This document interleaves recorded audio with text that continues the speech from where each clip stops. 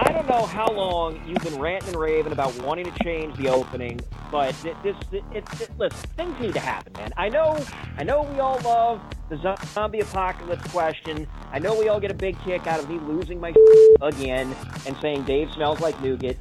But find a replacement. Find a replacement. Find me going ape at Ted Gregory, for Christ's sake. There's countless examples of me losing my mind, either laughing or yelling. There's examples of Dave losing his mind, of Andrew losing his mind. The hell was that? Now here's your host, Ralph Malbrough. The funniest part of the new open is since I created it, Kevin has not been on the podcast. Well, I was just thinking, how long until we start complaining about this one and asking not for a being new a temp one? open? Like, yeah. I'm you said starting this would right be now. a temp open. It's 2022. I'm starting right now. This is the final show, Ralph, where you get a pass. Well, I'm going to New Orleans next week for my birthday, so we might have one more week of it. So, before we start, I'd like to take a second to tell you all about our friends at TixFlix, the official ticket provider of the Armchair Media Network. Unlike other ticket providers that sneak in extra fees and unexplained service charges, at TixBlitz, the price you see is the price you pay. If you want to see your favorite player getting his licks, maybe that's Hakeem Nicks, Akeem Hicks, or HaHa Clinton Dix, go to TixBlitz.com, enter promo code armchair at checkout to receive 5% off your ticket purchase. That's TixBlitz.com, promo code armchair.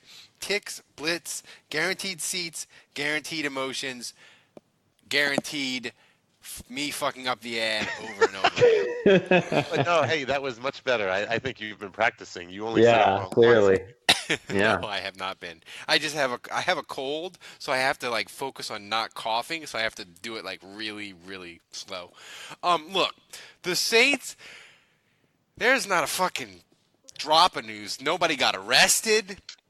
They don't have any draft picks, Dave, so I couldn't even muster up giving a shit about the combine for even 15 minutes. It did sound like the Ingram. I mean, we got a little nugget of stuff on Ingram. It sounds like the Saints want him back, and I don't know. The media was kind of teasing, like, expect something to happen. They talked to his. I mean, they probably talked to his agent, and I mean, it sounds like they're gonna hammer something out. Yeah, like, I mean, here's the interesting thing about Ingram, Dave, is like if the Saints say to him, this is what we're going to do for you, should he maybe be worried that his market might stink and he should like take that Saints offer because the running back market might collapse and then the Saints would be like, hey man, we were going to pay you $2 million, 2 years, $9 million, but the running back market fucking collapsed. Now it's 2 years, $7. Like, should he be worried about like there's nothing out there and he should like really not get into free agency because that could be a bad thing? No, I don't think so. I think he would do just fine on the free agent market. And if he signs before even hitting the market, I would be worried that means he got a pretty damn good deal from the Saints and a competitive deal with the Saints. And I don't think this is a hot take or anything, but I mean, I love Mark Ingram. Whoa! Are you starting to say you want the Saints to lowball him? I don't Boyfriend? want the Jesus. What? I don't want the Saints to lowball him, but Are you going all Nick Fairley on Mark Ingram? Hell is a world common dope.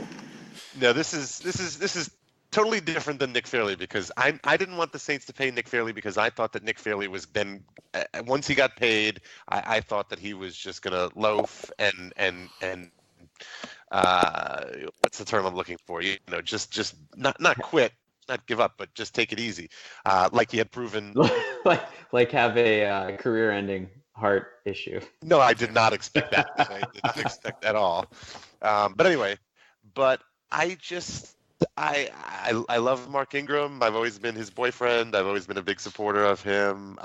I would love to see him stay with the Saints, but I mean, I think he could do pretty well on the free agent market, and I just think as far as the Saints are concerned and somewhat limited cap space, I just think the Saints could potentially use that money and spend it somewhere else. And what? And are you saying let him walk? Is that what you're saying? I'm dizzy right now. Yes, I don't understand. Dave, are you? Come on, hold on, Dave. Yes or no? I mean, it's Mardi Gras and I've been drinking, but I think that's how I don't. You know why I feel that way? Because wow. You know why I feel that way? Because wow. I'm fairly confident that the Saints could find somebody to maybe not 100% of what Mark Ingram does, but I just don't. I don't know what I can believe in anymore. I know. Maybe not the blocking and then that, but I mean, you can just through the tackles.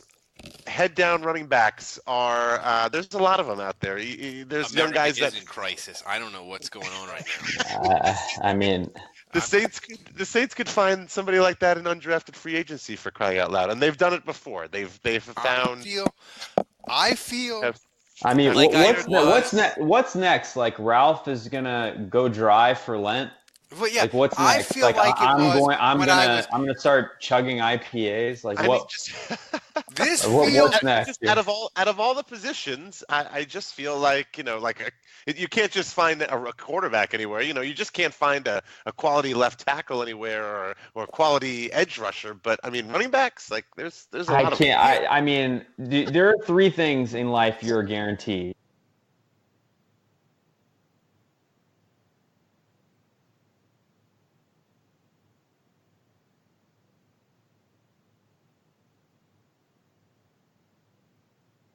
Paid. And again, my concern is that if he hit the free agency market, he would be able to get a lot of money, and if the Saints had to match that might be more than the Saints should be spending. I just don't know anything about anything anymore. If he got $4 million a year, if he's going to sign for $4 million a year, if Mark's going to take a hometown discount, and because one, it's just easy to stay where you've been living for the last 6-7 years or whatever, and two, because that this is as good a place as any where you're going to have a chance to win a Super Bowl. If Mark's willing to take a hometown discount, then fuck yeah, I'm going to be signing.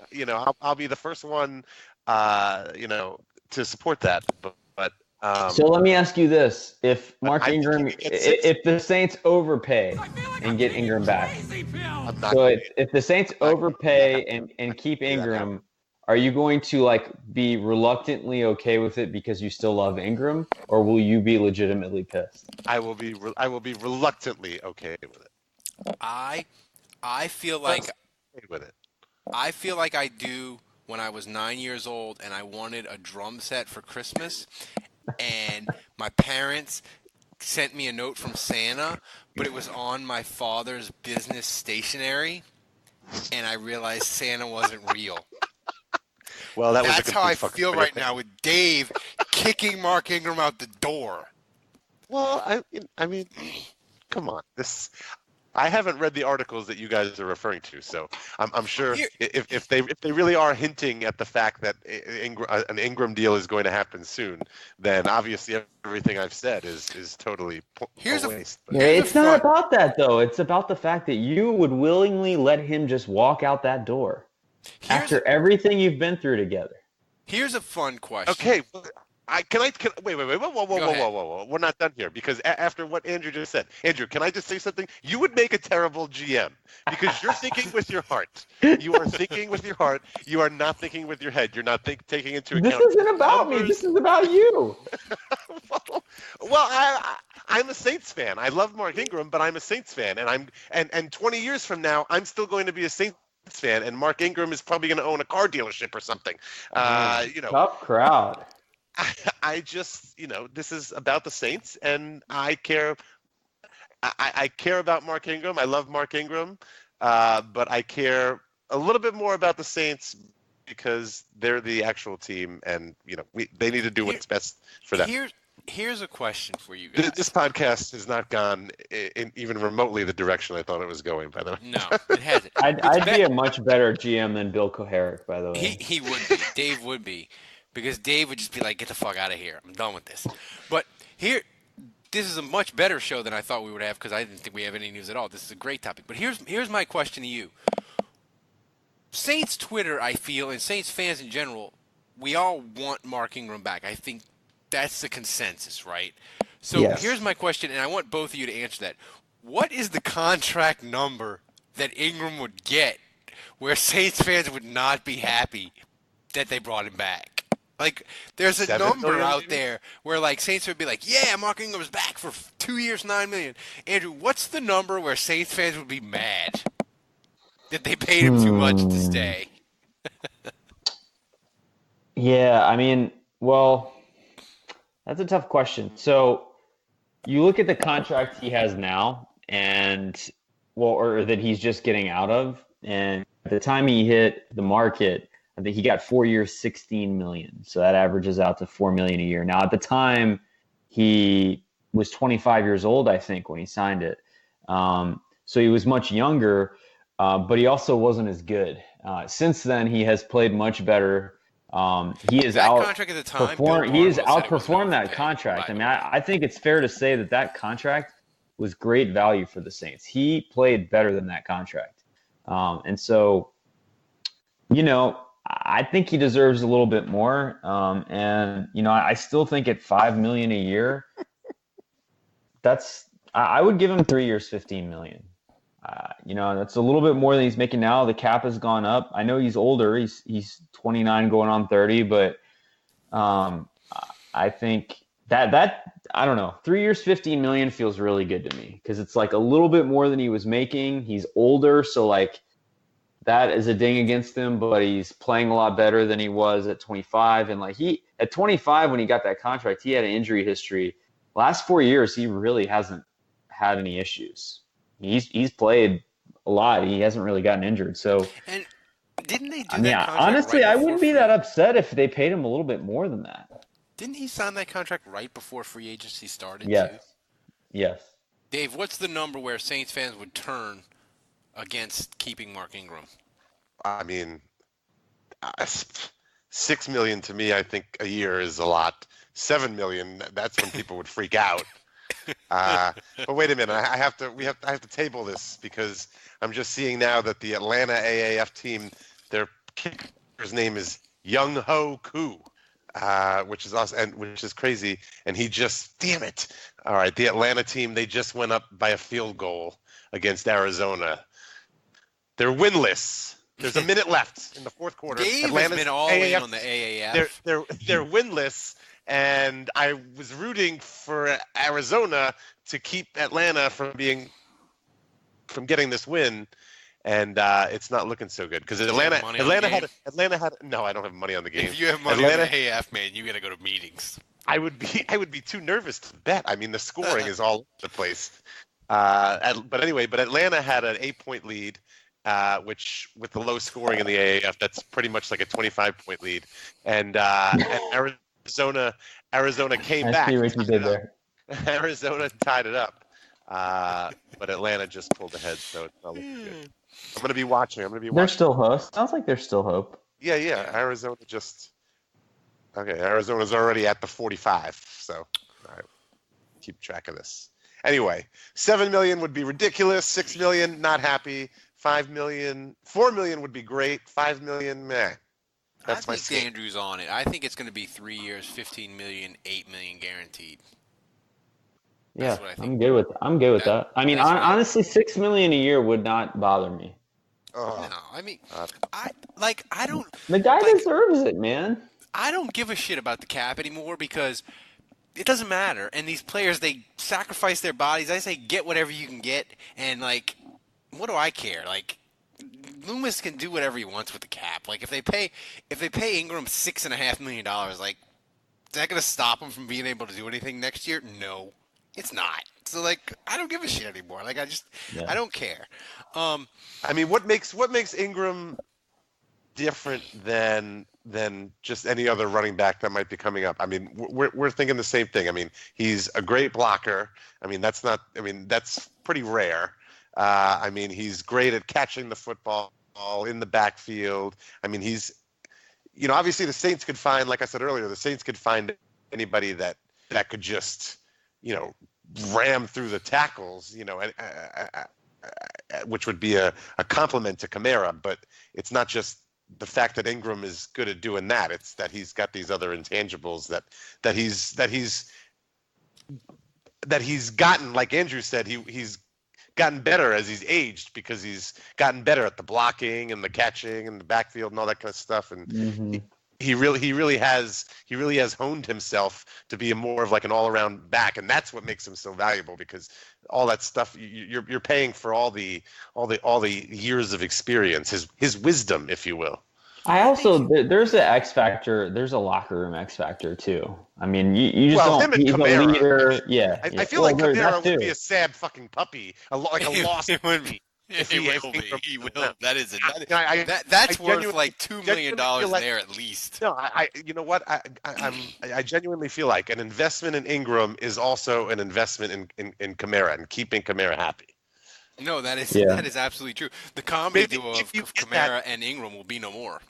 Well, I mean, I'll tell you guys this. You're gonna have to pay Kamara next year, and so maybe you get that money that you're paying Ingram back in your negotiations with Kamara, and you say, you know what, we paid Ingram, we kept Mark around for you so you guys could clown around, you could do your post-game stuff, so maybe Alvin, maybe you could work with us a little bit.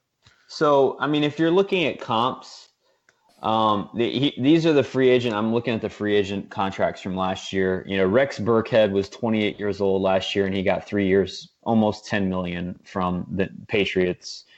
He's more of a role player. Obviously, Ingram is more of a stud than him. Isaiah Crowell got 3 years, $12 million, so $4 million a year. He's a 25-year-old back, but he's obviously not on Ingram's level. Carlos Hyde, 26, got 3 years, $15 million, so that's kind of the contract we're talking about. That feels like a pretty good comp because I think he's better than Carlos Hyde, but he's 3 years older. So, Dion Lewis got 4 years, $19 million. So now we're starting to creep into that. That's still in that $5 million zone. So I don't know.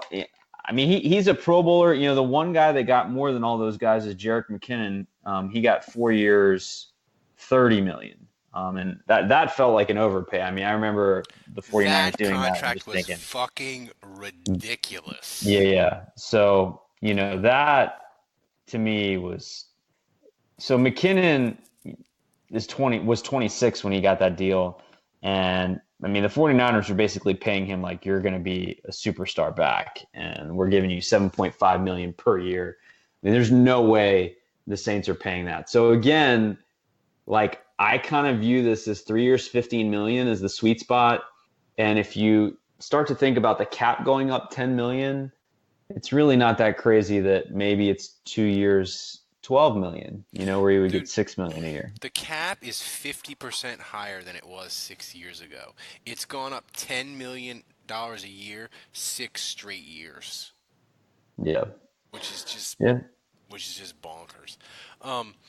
Atlanta won. Game's over. Boo. They got their first win. Who? On the leg of Young Ho Koo. Young Ho Koo. That sounds like a really, really bad Asian porno. It does. Yep. Why do Saints fans fear losing players in free agency that they hate all year long? Oh man. If only we knew. We're going to talk about because this we've got a special bond with them. And that reminds me, hey, we have a daily podcast now.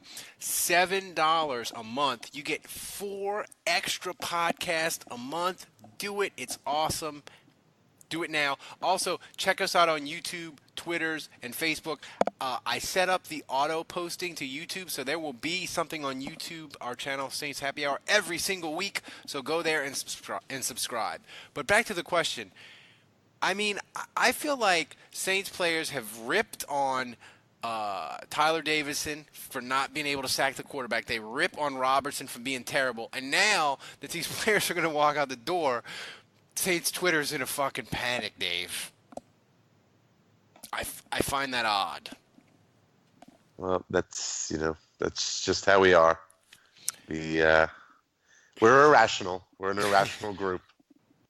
Who's gonna be the guy that they're gonna lose? And each of you can answer this.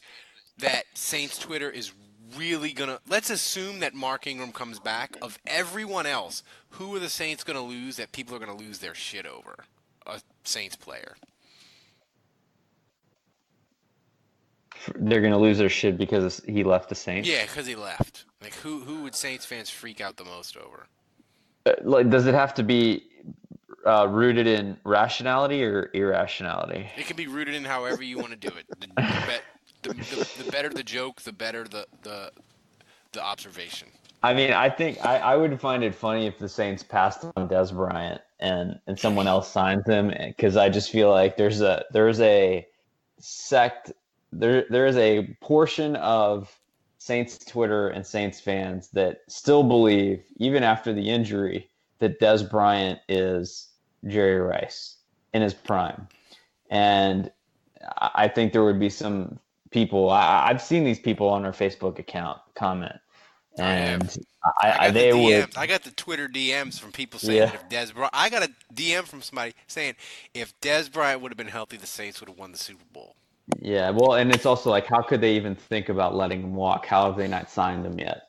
So, I think Dez Bryant is the guy. I mean, if we're talking realistic here, to me, the Bridgewater thing is the most interesting thing to me. I mean, Okafor is interesting too, but if Bridgewater walks, then all of a sudden you've got a third-round pick that went out the door for basically a guy that didn't play for a year. And I don't know. I don't know how Saints Twitter is going to react on the aggregate, but I know that I'll have no problems calling that trade a horrible, horrible bust of a trade and an awful decision by the Saints. I mean, it's up there with as bad a trade as they've had in the last 15 years, because they just set a third-round pick on fire as insurance that they never used at all. I mean, basically, it would be no different than the pick that Roger Goodell gave away, that took away from the team. They used him. Do you remember when they had all three quarterbacks out there on the fight? Fucking assholes. And I mean, can you really? What happened on that play? Was it like a 2-yard run for Taysom Hill? I mean, yeah. Like, can you really put a price? Can you really put a price on his dancing though? It's at least worth like a 4th-round pick, maybe. I mean, he gave us more joy. Did Teddy Bridgewater bring us more joy than Stanley Jean-Baptiste? Yes. So I mean, it's not. I mean, but your point is it's bad. I mean, I feel like they brought him in with the express purpose that he would be the follow-up to Breeze. And if it doesn't work out that way, Sean Payton even said it. Then it was just a 1-year insurance policy. Yeah. Sean Payton even said, hey, we may have to do something at quarterback depending on how things go in free agency, which that is a direct reference to, hey, if we don't sign Bridgewater, we need a guy. But, we were talking before the show about different things, and the report is, hey, Nick Foles is going to sign with Jacksonville, and Andrew, you were talking about how is that not tampering? Well, you can't prove it. That's why it's not tampering, but it clearly is. But with Flacco to Denver and Foles to Jacksonville, like, Teddy Bridgewater's pathways are just, like, closing up. I still think it's up to 70% that he stays with the Saints and gets, like, a 1-year, $6 million deal, and he just rides it out with the Saints another year, because I just look at him and he's healthy, but he hadn't played in 3 years. He has no tape, and I just don't think teams are going to invest in him long term. And I don't even know if teams are going to, if Case Keenum gets released from Denver, I don't even think teams will view him as a good 1 year stopgap. Well, I think so. The three quarterbacks that are kind of potentially going to hit the market are Bortles, Keenum, and Tannehill. Those are kind of the three guys that I think have a decent chance of becoming available. And this is all assuming Foles is going to go to Jacksonville, which I think he is. And I'm a little surprised nothing's happened with Keenum yet. I think Denver's trying to convince someone maybe to give him a pick for him. But, that's the thing, if those three guys, if Denver keeps trying,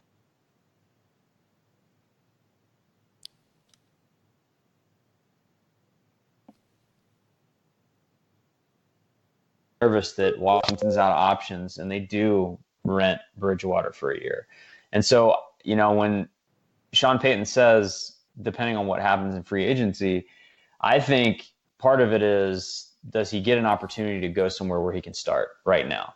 And if he does, I think Bridgewater would potentially think to himself, I'm going to bet on myself. And I know that if I go somewhere, it may just be like the plan is 1 year. They may give me a short-term deal, and the plan may be for us to the team may draft someone, but I'm going to bet on myself to play well that year, and then I can re-enter free agency potentially with a higher stock. Dave, if the Saints keep Bridgewater, be it on a 1 year deal or a 2 year deal or whatever, will Saints fans be happy or mad? Because I think there is a definite split among the Saints fan base of how they view Bridgewater as the heir apparent to Breeze. Like if the Saints keep Bridgewater for 2019, I'm 95% certain he's going to be the starting quarterback in 2020. And I think there's a lot of Saints fans that don't like that at all. How do you think fans will react to the Saints keeping Bridgewater? Well, I mean, I think you nailed it. I mean, I think it's going to be divisive. I think the fans are going to be split. And I think you also nailed it when you said if they do decide to keep him and they're going to pay this money to keep a commodity like Bridgewater, that there's other teams out there in the league that Bridgewater might be an actual upgrade for them. So if the Saints keep him, then yeah, you've got to assume that their plan. They spent the third round, they traded a third round pick, they're spending money to keep him. You've got to assume that this is who they think is going to be the next person. And it doesn't even have to be. And my point is, it doesn't even have to be a long-term deal. Like, it could be a 1 year deal. Like, I think this is it for Breeze. So, like, if Bridgewater stays this year, like, he's the guy. Yeah. Well, yeah. Yeah. Who else are you going to have that's going to be the guy? I mean, like. You're not going to get anybody. Andrew, there's no path to getting anybody better than Bridgewater. Right. I mean, unless the Saints collapse and they go 2-14 this year and they pick first next year. It's a lot. It's just if it's a 1 year deal, then it's the same thing as last year. It's spending a bunch of money on. But then they can franchise him if Breeze isn't going to come back. That's true. Yeah. Yeah, I mean, I just think it's. I'll be slightly surprised if Bridgewater leaves. I just think he's here, and I mean, I think we need to start accepting the fact that the Bridgewater era is probably going to be what we have at quarterback post Breeze. I'm going to go ahead and make the statement here, kind of emphatically, that if Teddy Bridgewater ends up being the Saints quarterback of the future after Drew Brees retires or whatever, that I would sign up for that. No, I mean, my thing is, Dave, I just don't explain to me. There's no path that the Saints can do better than Bridgewater. Like Bridgewater, if he doesn't get injured, there's a possibility that he's like Ryan Tannehill, which means that it'll drive us crazy, right? Because he's I'm not laughing at the way you say Tannehill. He won't be good enough. He won't be good enough to win anything, but he won't be bad enough to get us a top 3 pick. So we'll be in this like Aaron Brooks purgatory that we were with Hazlitt, kinda. But like post Breeze, that's not the worst thing that could happen. I think all of this is a moot point. Look, my opinion on Drew Brees and how long Drew Brees is going to play is he's 1 year younger than Tom Brady, right? Yeah. Yep.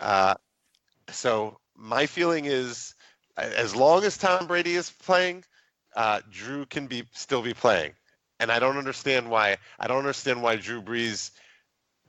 I don't know. Do people in the New England area and the Boston area talk about this every offseason about like when is Tom Brady's is this going to be Tom Brady's last year? So for me, it's more about the body language and just like you listen to his interviews, and I think Breeze is nearing the end based on the way he kind of felt after this offseason. And I don't know. What are you talking about? Every offseason, it seems like we get that one soundbite that says, I want to play until I'm 50 or whatever he says, or I want to play until I'm... You may have not seen these, but like there were a couple things, there were a guy was like, hey, Drew, does this hurt more because does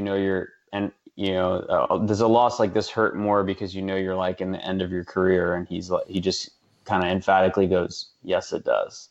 And then, now granted that was right after the game, but then later they were like, Drew, did you ever give any thought that like if you had won the Super Bowl, like maybe this would have been your last season? And he kind of paused, thought about it, and he was like, no, I don't think so. It wasn't like, no, I'm playing till I'm 45. And like, to me, that was a slightly different refrain than we've gotten from him in the past, where he's like, my body feels great. I feel like I'm 25. If I keep up this way, I'm going to go till I'm 45. I just feel like that was the end of a long season. I mean, you ask him that again in July. I just feel like he's hyper competitive. He's hyper competitive, and he can't give up before Brady because I think he wants to own every record. I mean, he's got so many already, and he could potentially have all of the other ones that he doesn't have. Just that you need just length for that, and he's 1 year behind Brady. As long as Brady keeps playing, Drew Brees. He treats his body like a fucking temple, and he is, he's just an elite athlete.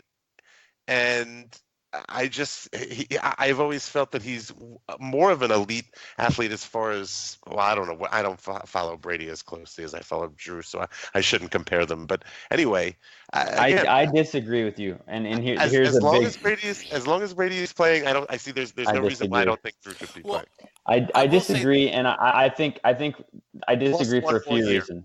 I disagree because I think Breeze isn't going to let Tom Brady and his longevity and his career define Drew Brees. I just don't think he will allow Brady to define him. So that's the first thing. The second thing is Brady will be able to stay in New England as long as he wants because he's been winning Super Bowls. That's not the situation in New Orleans. And I think between the contract negotiations that he's had with Mickey Loomis, and just the lack of success in the way the team has exited the playoffs the last 2 years, I think psychologically, emotionally, physically, has all taken a toll on Breeze. And like, he's just a guy financially, family life, whatever. Like Brady, I think he loves his family, but he's kind of great, like not being around his family for 9 months while he focuses only on football. Breeze is all about his family, man. And it's not, Tom Brady's a family man too, but I just think Breeze, like he's got other stuff he could be doing with his life that would make him really happy. and that's clear. And I will say, Dave, New England, they have had this discussion about what follows Brady. They haven't had it the last couple of years, or this year, but they did last year. Like Garoppolo, it was kind of like he's the guy, and then they, should we keep him? Should we franchise him? Should we keep him? Should we try to keep him as long as we can? And then they hit eject and traded him for a second-round pick. But there was a window where it kind of like was, what are they going to do? What are they going to do now? They have nobody behind Brady, so they're just like, fuck Tom, stay forever. And I think the Saints would be in that same boat. I don't even care about. Well, I don't even care about who replaces Brady. I just feel like I don't ever hear in the general NFL community. I don't ever hear people talking about when is Brady going to call it quits. Like it just seems like everybody assumes next year Brady's going to be there. Like, and when he's not there, I feel like everybody's going to freak out and piss their pants. There is a sense that Brady will play until he fucking drops. There is that. Nobody sense. ever. I don't know. No, they're not to me. Nobody ever talks about. I think it's because he's winning Super Bowls. Yeah, too. And he's right. And he's a vampire. He made a deal with the devil. I just think if Breeze had won, when he's gonna give it up. If the Vikings and Rams game endings had not happened, and the last 2 years Breeze had lost and then won the Super Bowl and had been in both, I think the narrative would be different. And I think Mickey Loomis would approach his contracts differently. I think Breeze would have retired if the Saints would have won the Super Bowl this year. Just looking at him, looking at his body language, looking at everything, I think he would have retired. Now he can't because his last pass play cannot be an interception, so he's going to come back. But I think if the Saints would have won the Super Bowl in Atlanta, he'd have walked away, we'd have had the press conference, and we'd be like, oh my God, the Bridgewater era is starting. What the fuck are we going to do? That's my opinion. I like you, Andrew, I don't have any inside information or anything. I look at the body language and I look how he reacted, and that's what I think. Yeah, I agree. So let's get to some questions before we get out of here from people. This is from Cage in Alaska. What current or former Saint would you like to be for a day, Dave? What current or former Saint would I like to be for a day? I feel like the obvious answer is Drew. Who wouldn't want to be Drew? I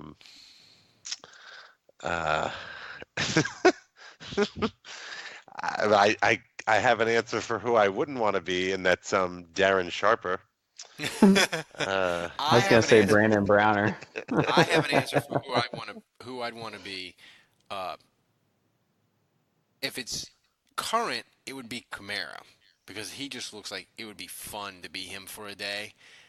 He has fun. He knows celebrities and rappers and all that. It would be really fun to be. But if I had to pick for all-time Saints who I'd want to be, dude, it's fucking Paul Hornick. He was a dude who drank and smoked cigs while he played, and he banged 6,000 women. That's who you want to be, man. Paul Hornick. He wasn't that good as a Saints player. He's more known for being a Green Bay. But he was with the Saints, dude, and he tore that shit up in New Orleans. He didn't even play it down for the Saints. But he stories that Buddy D would tell about Do you think Kevin would pick Ted Gregory? I think Kevin would have picked Ted Gregory.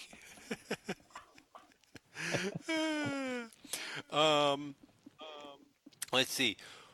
Worst music, Andrew, to accompany coitus.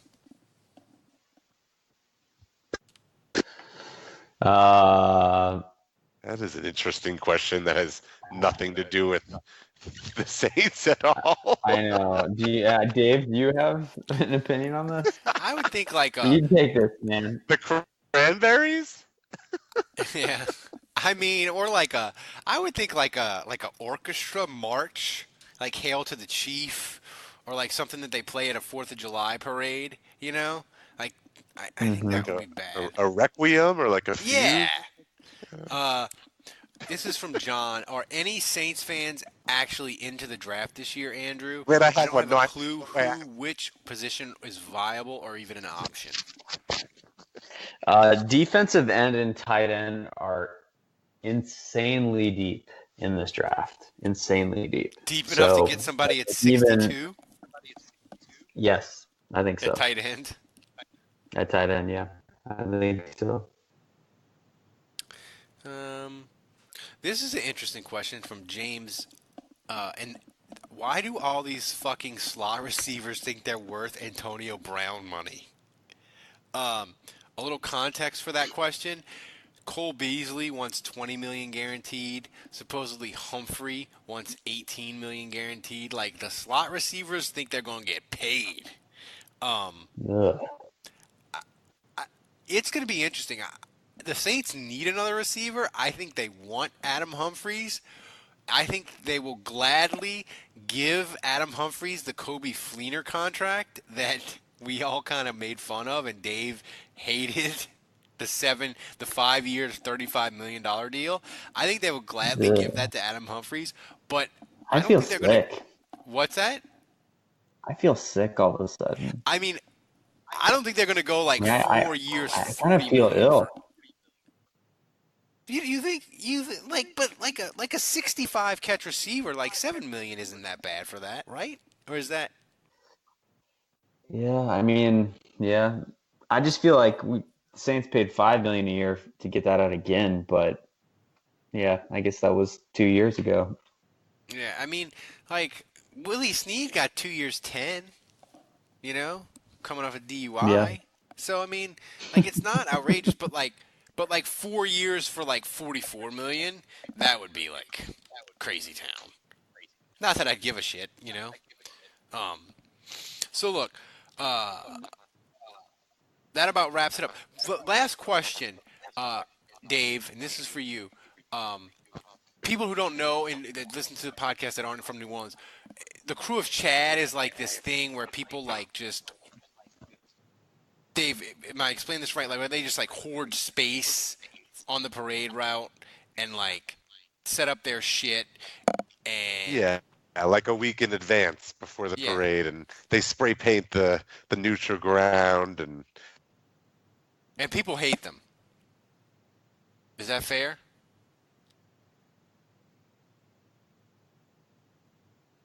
Here in 2000. Yeah, that's so people hate them. So yeah, who would be? And now there's this year. Now this year when Mayor Cantrell, she had all the ladders taken down and destroyed or whatever, and so there was a picture of a middle-aged woman yelling at the people taking down the ladders. So there was a meme about her. So now we have Ladder Linda too. There's Ladder Linda. Ladder Linda. So who would be in the last like 10 years the most hated Saint that would be like the king of the Crew of Chad? This was a question from somebody, or you just? This is a question from me. Oh, okay. Oh man. I think Brandon Brown. Yeah, I was about to say Brandon Browner. I think he would be the Crew of Chad. Just a douche. Just an absolute douchebag. So, is he in jail too? Is he still in jail? Is he in jail? He's in jail. Okay. He's in jail. Saints have high percentage of people in jail, higher than other teams, I think. So before we get out of here, I want to say thank you to all the patrons that subscribe and support us, and we got all the magnets out. So if you got a magnet, great. If you feel like you didn't get it, if you feel like you should have got a magnet and you didn't, DM the Twitter account or email us at saintshappyhour@gmail, and we'll make sure you get your magnet. So we just wanted to let that out. And also, to subscribe to the 7 Minutes of Saints Daily. It's $7 a month. Do it. It's awesome. We'll have a new show up for you tomorrow. Until then, the bar is closed. Give us a new open.